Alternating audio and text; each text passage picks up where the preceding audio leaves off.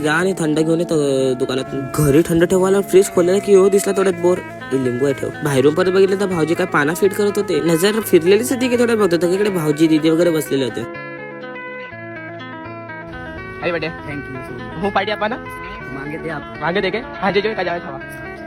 किरण मामांसोबत बर्थडेची deal fix केली फटाफट आणि आला इकडे. मी घरून मी म्हटलं की फटाफट दूध पी, तर ऐकतच नाही, नुसतंच मस्ती मस्ती. आणि मग तेवढ्यामध्ये झाला आपले चंदू बाबा. अशी रिक्षा तुम्हाला फक्त एकच दिसेल ना, आगरी ब्रँड. बघितलं तर काय सर्व गुजरातचे पाहुणे परत निघाले घरी जायला. स्पायडरची पण हालत जाम खराब झालेली होती, तर मग हिला घेतलं आणि आला पहिले इकडे सायकलच्या दुकानात.